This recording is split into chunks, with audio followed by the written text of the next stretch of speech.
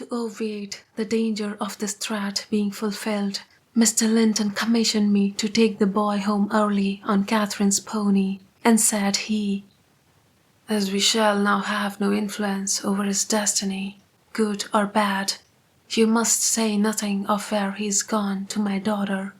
She cannot associate with him hereafter, and it is better for her to remain in ignorance of his proximity, lest she should be restless and anxious to visit the Heights.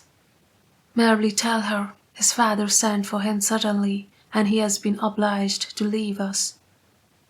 Linton was very reluctant to be roused from his bed at 5 o'clock, and astonished to be informed that he must prepare for further travelling.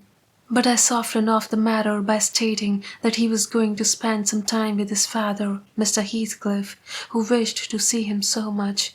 He did not like to defer the pleasure till he should recover from his late journey.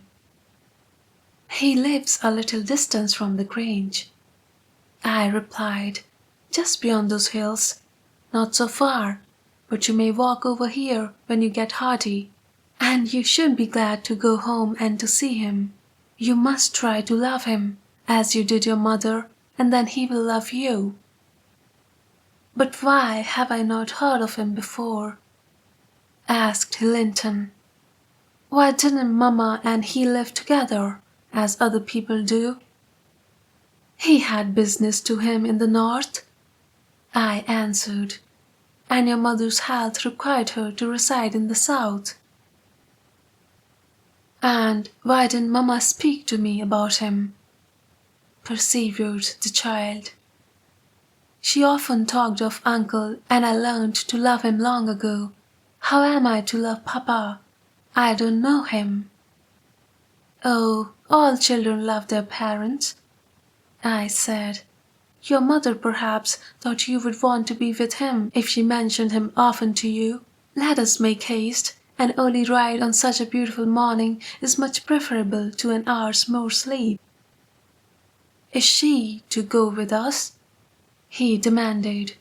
"The little girl I saw yesterday?" "Not now," replied I. "Is Uncle?" he continued. "No, I shall be your companion there," I said. Linton sank back on his pillow and fell into a brown study. "I won't go without Uncle," he cried at length. "I can't tell where you mean to take me." I attempted to persuade him of the naughtiness of showing reluctance to meet his father.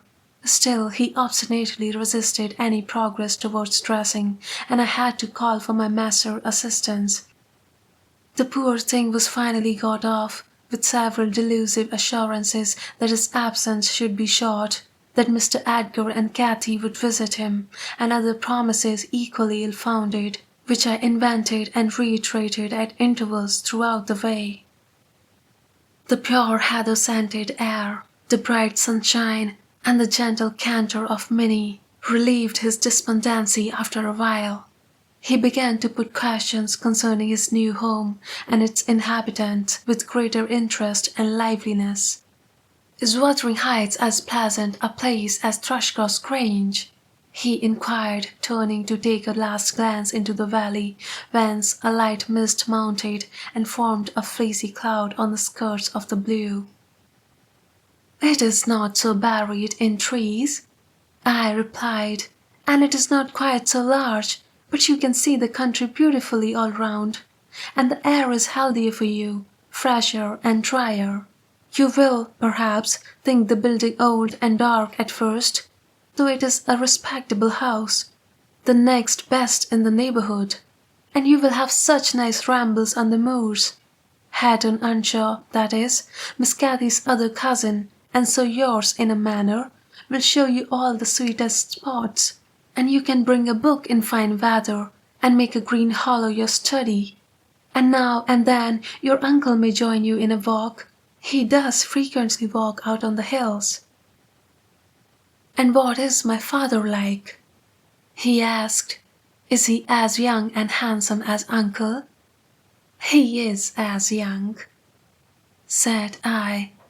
But he has black hair and eyes, and looks sterner, and he is taller and bigger altogether.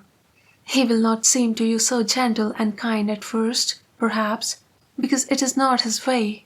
Still, mind you, be frank and cordial with him, and naturally he will be fonder of you than any uncle, for you are his own." "Black hair and eyes," mused Linton. "I can't fancy him. Then I'm not like him, am I?" "Not much," I answered. "Not a morsel," I thought, surveying with regret the white complexion and slim frame and his large languid eyes, his mother's eyes, save that, unless a morbid touchiness kindled them a moment, they had not a vestige of her sparkling spirit. "How strange that he should never come to see Mamma and me," he murmured. "Has he ever seen me? If he has, I must have been a baby. I remember not a single thing about him." "Why, Mr. Linton," said I, 300 miles is a great distance, and 10 years seem very different in length to a grown-up person compared with what they do to you. It is probable Mr. Heathcliff proposed going from summer to summer, but never found a convenient opportunity, and now it is too late. Don't trouble him with questions on the subject. It will disturb him for no good." The boy was fully occupied with his own cogitations for the remainder of the ride, till we halted before the farmhouse garden gate. I watched to catch his impressions in his countenance. He surveyed the carved front and low-browed lattices, the straggling gooseberry bushes and crooked firs with solemn intentness, and then shook his head. His private feelings entirely disapproved of the exterior of his new abode. But he had sense to postpone complaining. There might be compensation within. Before he dismounted, I went and opened the door. It was 6:30. The family had just finished breakfast. The servant was clearing and wiping down the table. Joseph stood by his master's chair, telling some tale concerning a lame horse, and Hareton was preparing for the hayfield. "Hello, Nelly," said Mr. Heathcliff when he saw me. "I feared I should have to come down and fetch my property myself. You have brought it, have you? Let us see what we can make of it." He got up and strode to the door. Hareton and Joseph followed in gaping curiosity. Poor Linton ran affrighted eyes over the faces of the three. "Surely," said Joseph after a grave inspection, "he has been exchanged with you, sir, and that one there is his daughter." Heathcliff, having started his son into an ague of confusion, uttered a scornful laugh. "God, what a beauty! What a lovely, charming thing!" he exclaimed. "Haven't they reared it on snails and sour milk, Nelly? Oh, damn my soul! But that's worse than I expected, and the devil knows I was not sanguine." I bid the trembling and bewildered child get down and enter. He did not thoroughly comprehend the meaning of his father's speech, or whether it were intended for him. Indeed, he was not yet certain that the grim, sneering stranger was his father, but he clung to me with growing trepidation, and on Mr. Heathcliff's taking a seat and bidding him come hither, he hid his face on my shoulder and wept. "Tut, tut," said Heathcliff, stretching out a hand and dragging him roughly between his knees, and then holding up his head by the chin. "None of that nonsense. We are not going to hurt you, Linton. Isn't that your name? You are your mother's child entirely. Where is my share in you, puling chicken?" He took off the boy's cap and pushed back his thick flaxen curls, felt his slender arms and his small fingers, during which examination Linton ceased crying and lifted his great blue eyes to inspect the inspector. "Do you know me?" asked Heathcliff, having satisfied himself that the limbs were all equally frail and feeble. "No," said Linton with a gaze of vacant fear. "You have heard of me, I dare say?" "No," he replied again. "No? What a shame of your mother never to waken your filial regard for me. You are my son then, I'll tell you, and your mother was a wicked slut to leave you in ignorance of the sort of father you possessed. Now don't wince and colour up, though it is something to see you have not white blood. Be a good lad, and I'll do for you.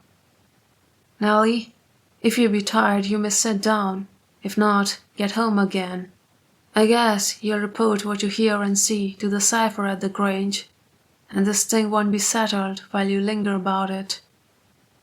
"Well," replied I hope you'll be kind to the boy, Mr. Heathcliff, or you will not keep him long, and he is all you have akin in the wide world that you will ever know, remember." "I'll be very kind to him, you needn't fear," he said, laughing. "Only nobody else must be kind to him. I'm jealous of monopolizing his affection. And to begin my kindness, Joseph, bring the lad some breakfast. Hatton, you infernal calf, be gone to your work. Yes, Nell," he added when they had departed. "My son is prospective owner of your place, and I should not wish him to die till I was certain of being his successor. Besides, he is mine, and I want the triumph of seeing my descendant fairly lord of their estates, my child hiring their children to till their father's lands for wages. That is the sole consideration which can make me endure the whelp. I despise him for himself, and hate him for the memories he revives. But that consideration is sufficient. He is as safe with me, and shall be tended as carefully as a master tends his own. I have a room upstairs, furnished for him in handsome style. I have engaged a tutor also, to come 3 times a week, from 20 miles distance, to teach him what he pleases to learn. I have ordered Hatton to obey him, and in fact, I have arranged everything with a view to preserve the superior and the gentleman in him above his associates. I do regret, however, that so little deserves the trouble. If I wished any blessing in the world, it was to find him a worthy object of pride, and I'm bitterly disappointed with the whey-faced whining wretch."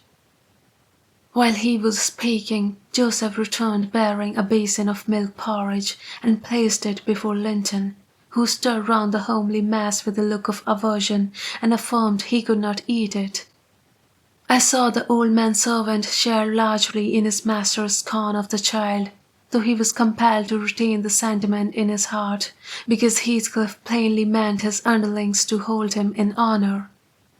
"Cannot eat it?" repeated he, peering in Linton's face and subduing his voice to a whisper for fear of being overheard. "But Mr. Hatton never eat nothing else when he were little, and what was good enough for him is good enough for you, I think." "I shan't eat it," answered Linton snappishly. "Take it away." Joseph snatched up the food indignantly and brought it to us. "Is there anything wrong with the food?" he asked, thrusting the tray under Heathcliff's nose. "That delicate fellow says he can't eat it. Well, I suppose that's true. His mother was just the same. We were almost too muddy to sow the corn to make her bread." "Don't mention his mother to me," said the master angrily. "Get him something that he can eat, that's all.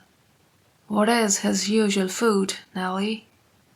I suggested boiled milk or tea, and the housekeeper received instructions to prepare some. Come, I reflected, His father's selfishness may contribute to his comfort. He perceives his delicate constitution and the necessity of treating him tolerably. I'll console Mr. Edgar by acquainting him with the turn Heathcliff's humour has taken. Having no excuse for lingering longer, I slipped out while Linton was engaged in timidly rebuffing the advances of a friendly sheep-dog. But he was too much on the alert to be cheated. As I closed the door, I heard a cry and a frantic repetition of the words, "Don't leave me. I'll not stay here. I'll not stay here." Then the latch was raised and fell. They did not suffer him to come forth. I mounted Minnie and urged her to a trot, and so my brief guardianship ended.